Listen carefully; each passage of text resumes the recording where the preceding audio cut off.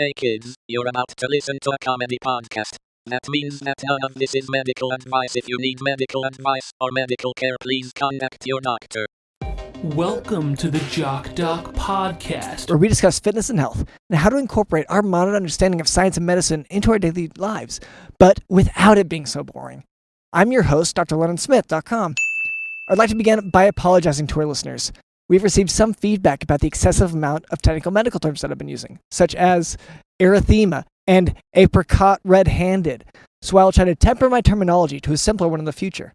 Here to help with that is our producer, Cameron. Dr. London, I actually have a very exciting sponsor for today. Oh, great! Yes! We have a sponsor. It is myself. It's me. I'm sponsoring the podcast today. Okay.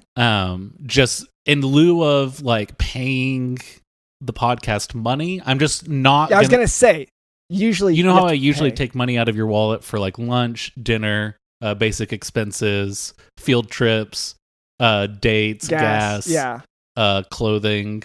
The field trips especially have been stacking up. Well, there's just so much to learn, Dr. London. You take it out for vacations, and then you specify, oh, this wasn't a vacation. This was a field trip. Yeah. To the Bahamas. Oh, but because I'm learning about the culture and going to the museums, like the beach museum, that's what I call the ocean. Yeah. Yeah, that's right. I just feel like the amount of, pina coladas that you have to, and you say this is part of the culture, you have to drink them. To me, at a certain point, it becomes borderline vacation.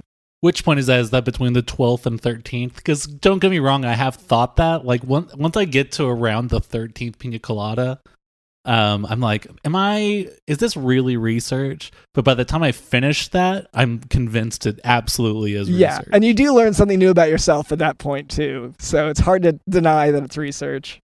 I learn all sorts of bladder control techniques, how to make yourself throw up because it's making my tummy hurt too much. Yeah.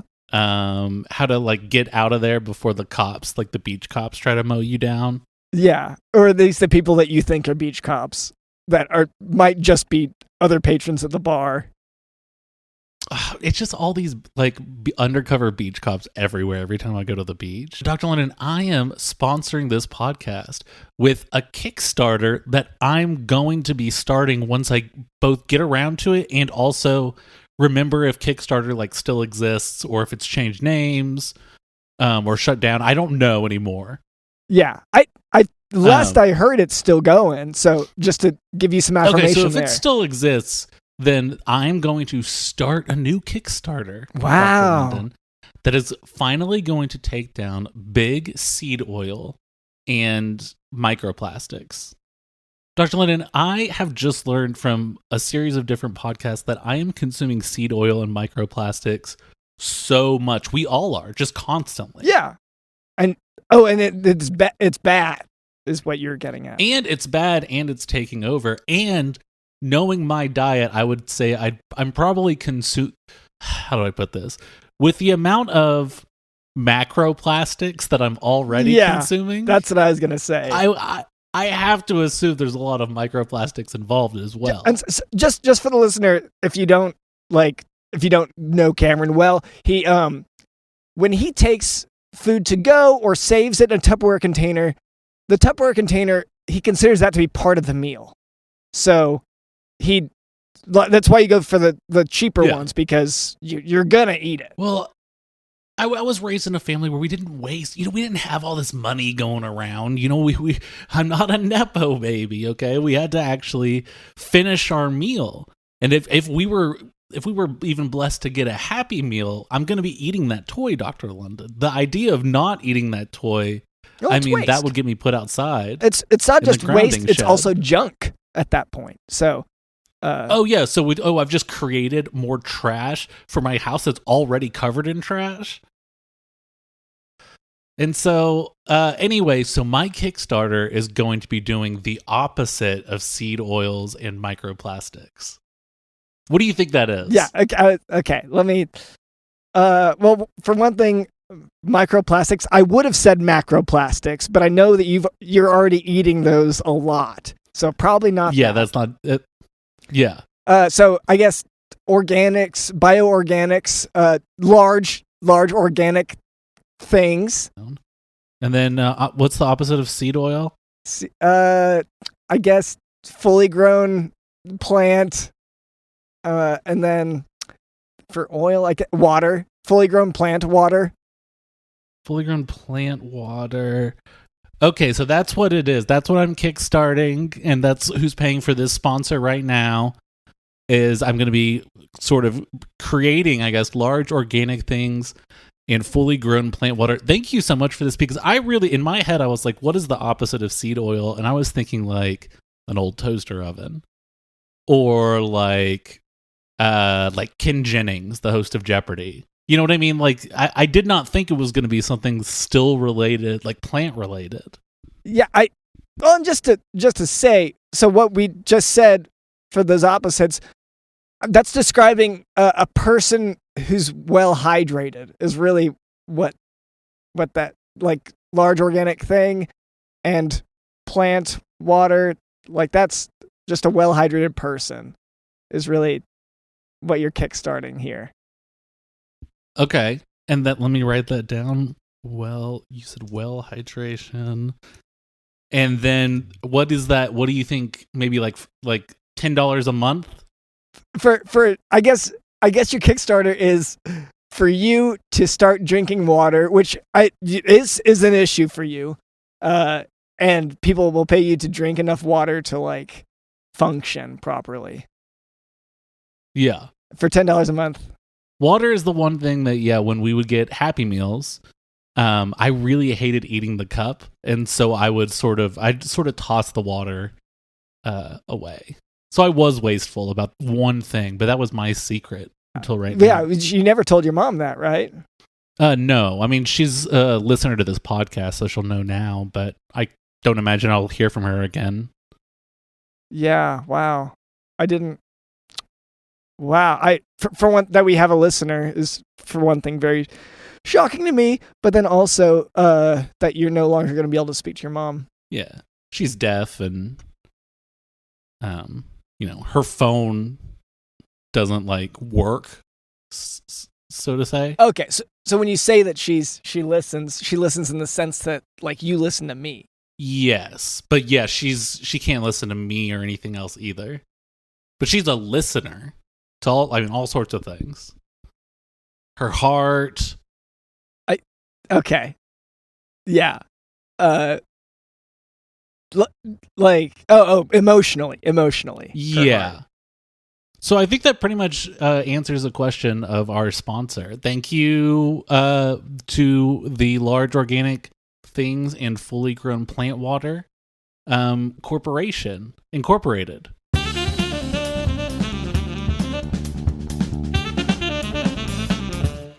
And later, we're going to walk you through something that's going to be pretty useful for you very soon.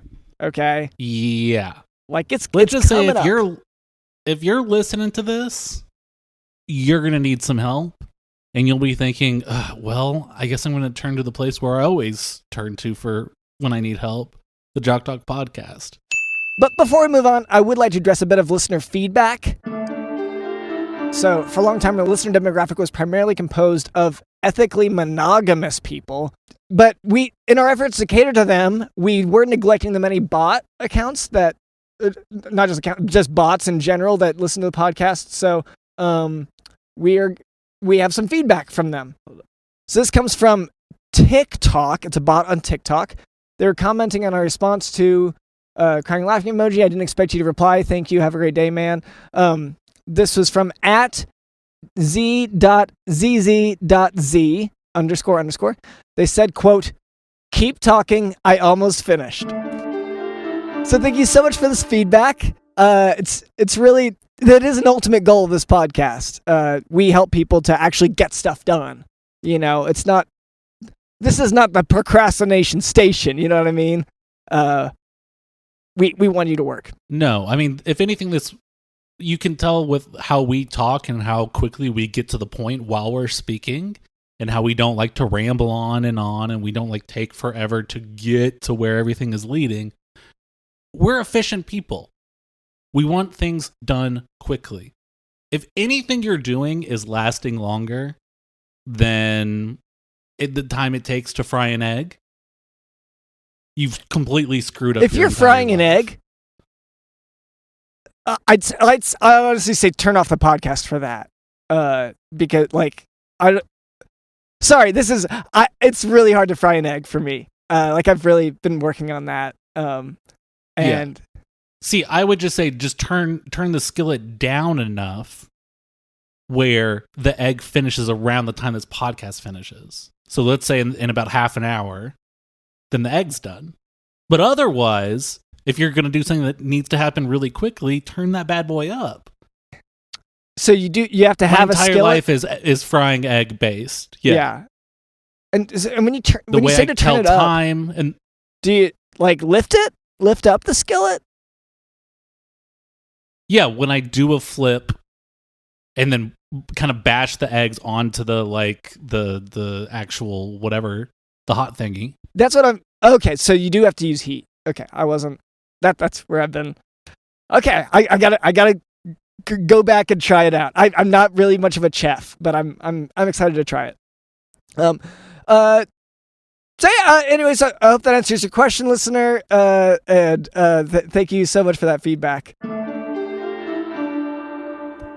This one might be my favorite we've ever gotten. This is a comment on our YouTube video. It's a comment on our snippet about John Wayne Gacy being canceled.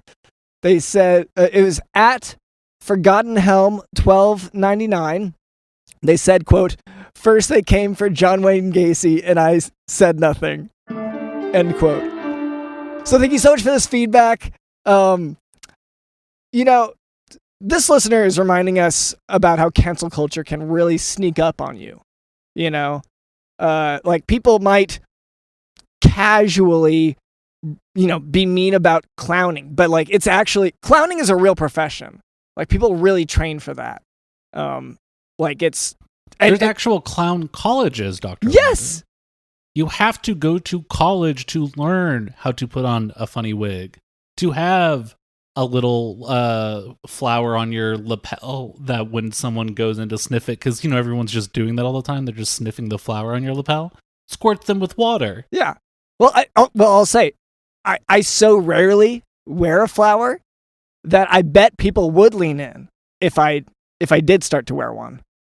But that I'm saying that without the education. So genuine, John Wayne Gacy once again might know better. I noticed you got a pair of jeans that have sort of big flowers on the butt, and now I'm sort of questioning what the intention of that was. How did you want your audience to respond if this is sort of what you're assuming people are going to do? Okay. Well, let's just say that it's worked so far. The flowers on the butt. It's worked. Well, you're a trained clown, so I'll give that to you. Yeah. But yeah, people do lean down to take a little sniffy sniff, and then I do. But anyway, yeah, you literally could not do the kind of stuff John Wayne Gacy was doing today. Oh, never. They would literally throw you in jail. No. If you did some of the some of the edgier stuff that John Wayne Gacy did. Yeah, just because it was his and I feel like I'm going to fan out a little bit here, but he would go in parades and stuff, and it's live performance is hard because you have to be very responsive to what the audience is doing in front of you, and how they take whatever you just did, you have to respond to that. And so anyway, I just yeah, I know he tweeted something or whatever. I know he did something to make people mad at him, but I just maybe his material would not float today. Yeah, I just couldn't do it. Separate the art from the artist is really, I guess, my advice on that one. Yeah. But thank you so much for that feedback. That's really helpful for us to improve the podcast. Now for today's medical topic, polyarteritis nodosa. Polyarteritis nodosa is a systemic vasculitis of small and medium-sized arteries that most commonly affects the kidney. Polyarteritis nodosa can be associated with hepatitis B or C. and it presents with glomerulonephritis and nonspecific symptoms of fever, weight loss, and myalgia over weeks to months. So it's a sort of a nonspecific diagnosis. So you can't there's no like most likely diagnosis on like a test question, for instance. Well, and Dr. London, for our listeners, Dr. London has a saying that you say all the time, I guess to help remember this stuff. Myalgia, pretty sure it's your algia. And that's just something that Dr. London says that I think maybe helps him remember whatever he's talking about, whatever this is, or... Yeah, myalgia, which is reference to, joint pain. The only way I know to remember it is to make sure to say, well, it's not mine. It's actually yours. Because originally, I used to assume that I was in pain in my joints because of the way the word is for, like, it can be confusing. Once you're becoming fluent in medical speak, you can kind of confuse yourself on these things. So yes, but it is it is myalgia, not yours, actually. Common organ systems involved are in polyarteritis nodosa are gastrointestinal, so patients can have abdominal pain, bleeding, nausea, and vomiting. And the pain can be worsened by eating because of the mesenteric vasculitis. So your blood vessels in your gut are having to, pump more blood to process the food, and this vasculitis can affect that in a negative way. Well, and Dr. London actually has this kind of famous saying that he says all the time, and I think helped him get through medical school, where he would say, what did you just say? Mesenteric? Mesenteric, whatever, yeah. Mesenteric. Yeah. Mesenteric could be caused by peas and carrots because of eating. Yeah. No, that's true. I do always say that. Mesenteric issues can be caused by peas and carrots or whatever you're eating, because once again, the extra blood flow that has to go to that area if you're suffering from a vasculitis such as polyarteritis nodosa. That's true. They can also have neurological issues, patients with this condition, because the vasculitis damages the blood vessels surrounding larger peripheral nerves, such as the peroneal ulnar, radial, and brachial nerves. So all of that can be affected by this blood vessel issue, because blood supplies a lot of the body, really like all of it, and everywhere that has a problem with the blood vessels, which is what this disease involves, it can affect that. So damage to small blood vessels around nerves starves them into neuropathy. So, you can like have a less sensitive feeling in your hands and everything. In your skin, it can manifest with large. Well, Dr. Lennon, I was just trying to point out, you do have a famous saying that you always say. You said, I believe you even said this helped, like this got me through medical school. Is no feelings in your hands, neuropathy, my man. Yeah. No, and by the way, these rhymes did help me so much in med school, because I'm trying to remember neuropathy in my hand. What does that mean? Well, you said it got you through the military. You rarely ever talk about your military years, and I know you don't want to get into it, into what you had to do or whatever. Yeah. And it kind of does tie into today's main topic. When I, for those who don't know, there's a certain time of year whenever there are a lot of fireworks in the sky, and it can bring back some. I really just want to clarify real quick. Dr. London is not, he was not like, I wouldn't say you saw action as much as you saw a lot of fireworks. You were sort of the Army's like fireworks specialist whenever they do like events at like a football game or something. I wouldn't call myself I assisted the specialist, but yeah. He yeah. But he was like super mean about it. Yeah. Like that's the military for you. Yeah. He's like, you got to get this done. And I'm like, okay, but I'm on a break, and I just decided that I'm on a break. Why are we doing the, like, why are you demanding things of me? He's like, I didn't, like, I wasn't listening. Polyarteritis nodosa can have skin manifestations with purpura and petechiae, which are like these little skin lesions, basically from just the blood. So Polyarteritis nodosa also gives ulcers, digital gangrene, digital meaning your fingers, and livedo reticularis, and cardiac disease. And like I said, it's nonspecific. Polyarteritis nodosa is a nonspecific disease, so there's no single finding that allows you to diagnose it. There's no blood test to confirm it, but blood tests can show anemia, leukocytosis, elevated ESR and CRP.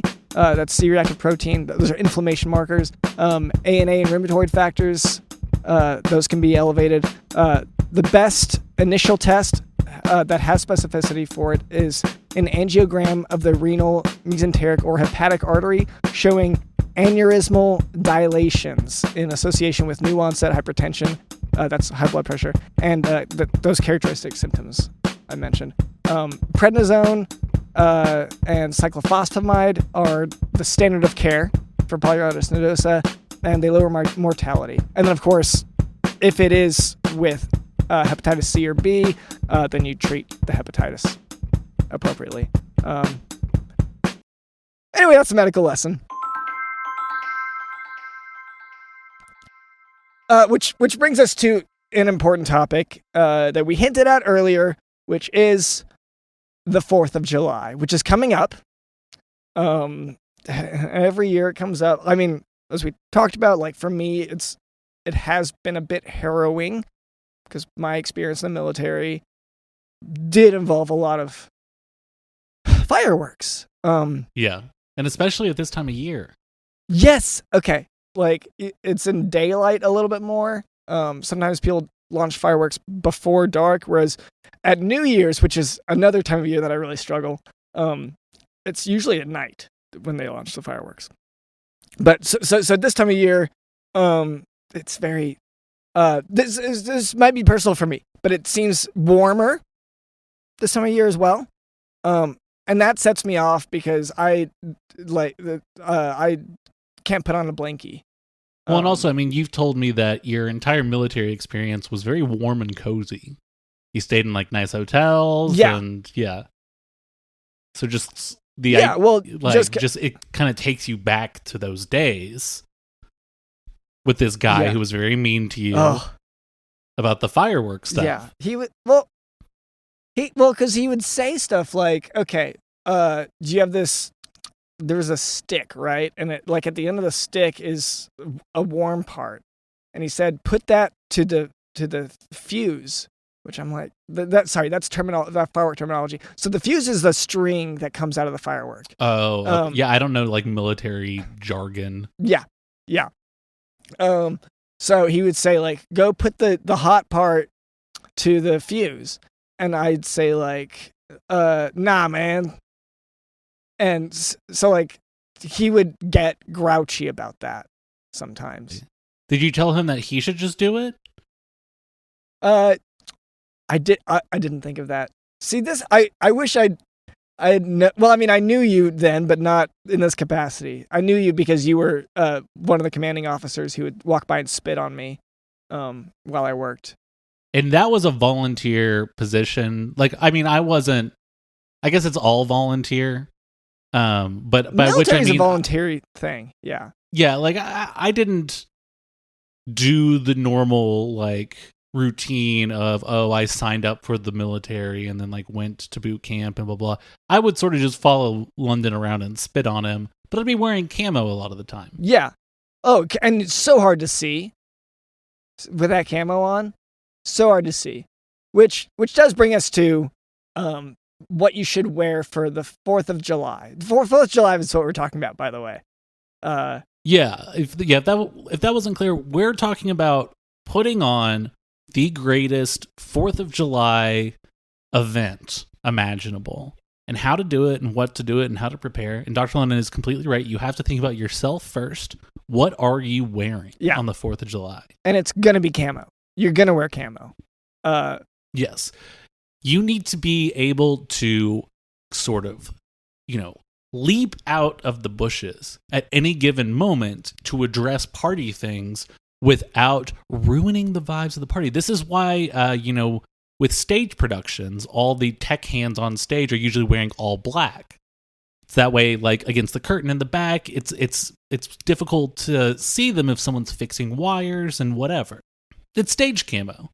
And so when you might be at this sort of like event or you're hanging around different people during this 4th of July and you see someone eating a hot dog incorrectly, someone has to adjust that without distracting everyone. You need to be able to slither in there, lick up all the condiments that, shouldn't be on it. Hot dog should have no condiments. It should be dry. Well, like if you can, I'll say you can do condiments if you have them in a bowl and you dip it. Like that's how you do a condiment. But sorry, I disagree. We can get into food in a minute, but this is where I disagree. I think you're just basically saying to the chef, hey, the way you made it isn't good enough. Mm-hmm. I have to add some of this Heinz on it. Yeah. And we don't normally name drop the brands, so we're going to have to get them as a sponsor, I think. Heinz. Sure. Yeah, I guess let's do a commercial real quick. Yeah. Heinz. There's 52 flavors of Heinz. And it's all one ingredient. Smashed tomatoes. Oh, no, it's a secret ingredient. Don't tell, because otherwise everybody's going to make their own Heinz. Yeah, I mean, that's usually what I do is I make my own ketchup. Okay, now you're really hurting our sponsorship. Everyone can just sort of squeeze tomatoes over a cup, which this, and then that juice is ketchup. And I know this, but our listeners probably didn't. So I'm just like, now I'm okay. We'll let's go back. Let's take a step back real quick. We're talking at first. You were wearing the camo. You need camo, but you also need those shoes that look like feet, because odds are you are going to be doing a lot of rock climbing and mountain climbing, and I'm going to explain why.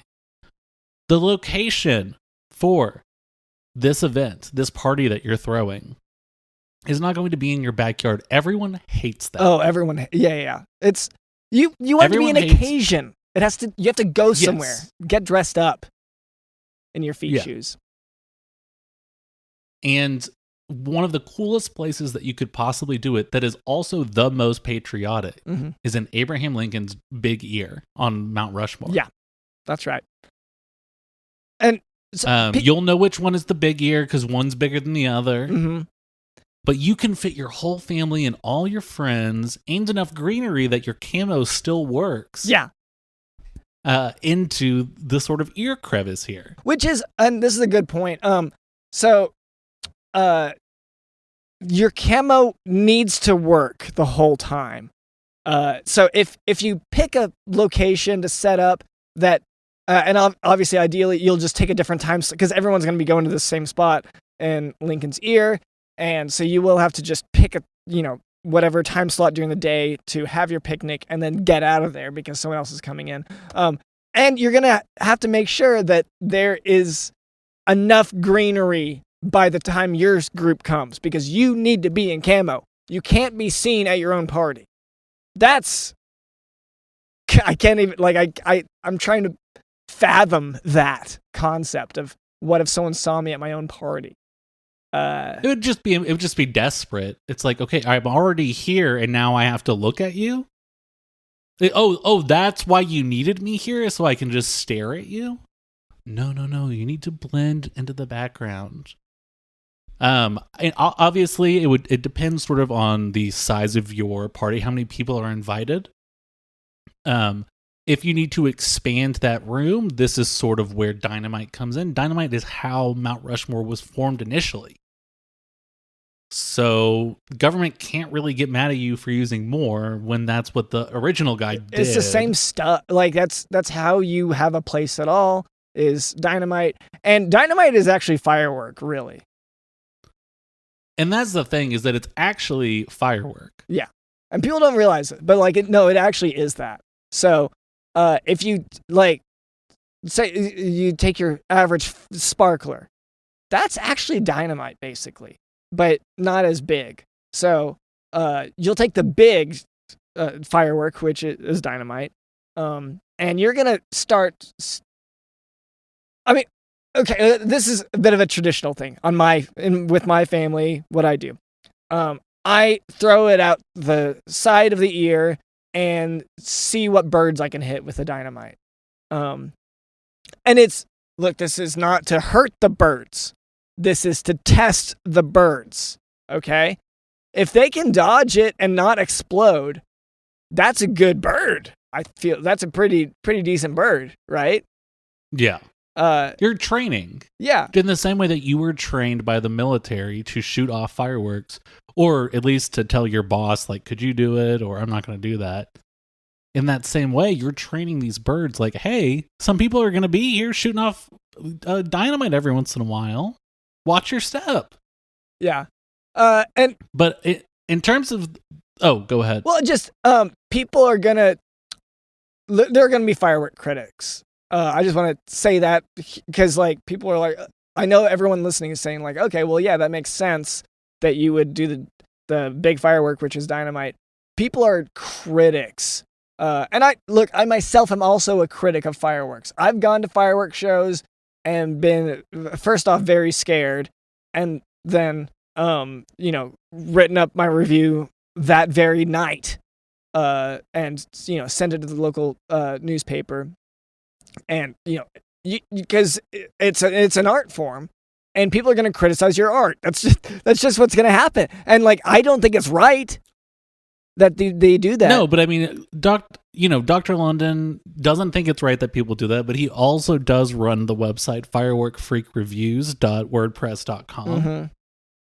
where he's like he just said, he writes up these reviews for every fireworks show he says. And Dr. London, you can be very harsh because that's what the critics are like. Yeah, and here's why some people say that I come across as harsh, is because I want them to improve.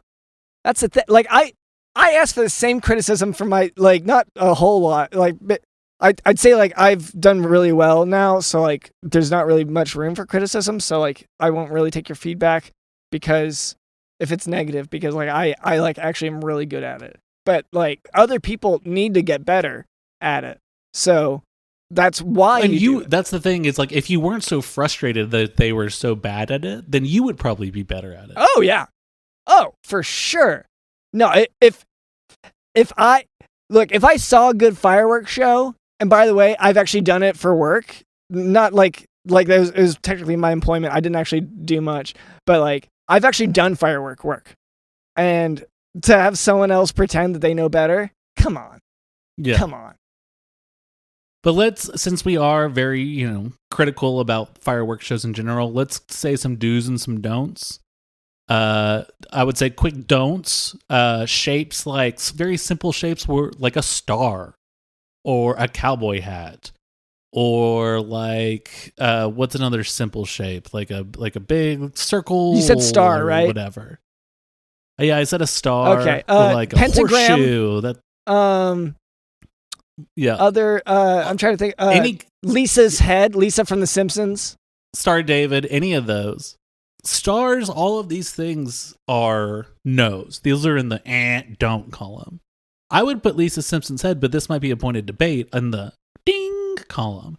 Because I was going to suggest more esoteric and complicated shapes. Don't settle for something that a child could draw.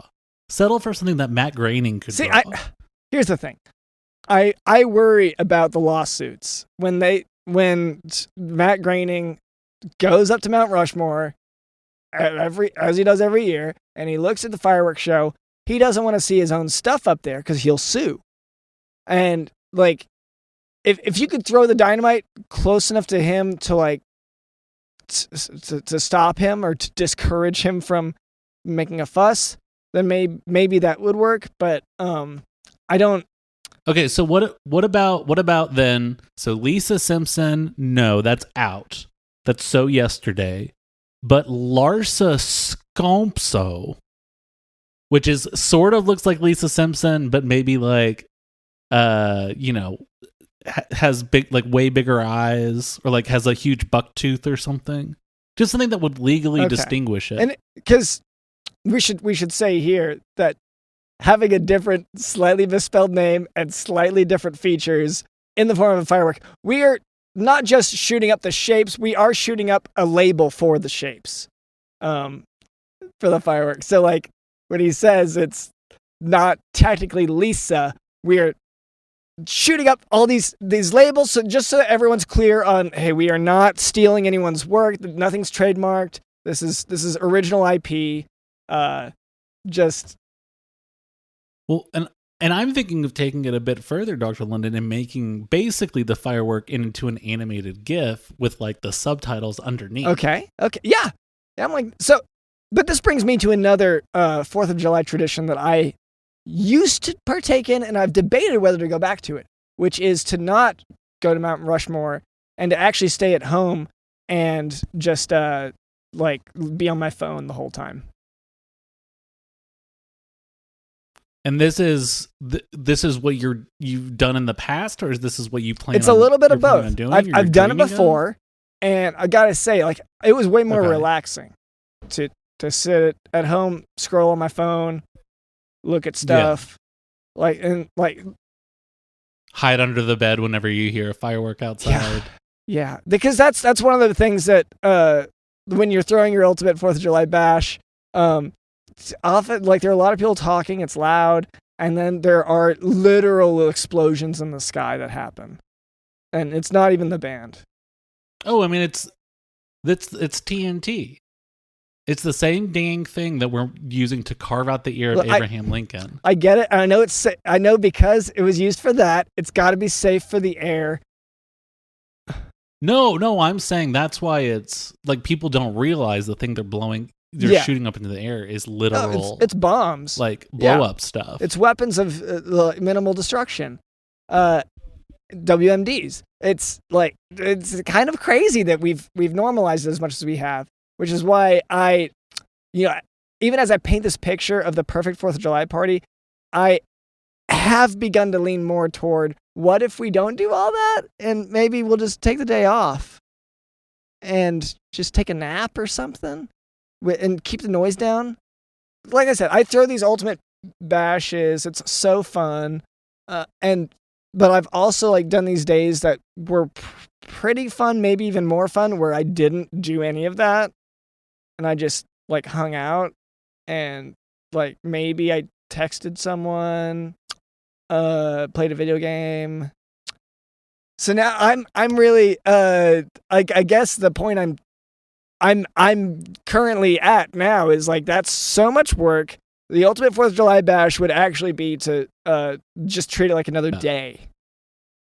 Well, okay, then I guess that's the conclusion of the. Well, you sound disappointed here. No, I appreciate the premise being taken to the point of being so shut down that there's no way to talk about it anymore, except for listing things you can do on your phone or at home, such as, you said, take a nap, use your phone, eat snacks, play video games, watch TV. Okay, good. You remembered that. So I hope that answers all the questions that we would have about 4th of July. Yeah, that answered all my questions. Yeah, okay. Well, thank you so much to our producer, Cameron. Thank you to Digital in the House.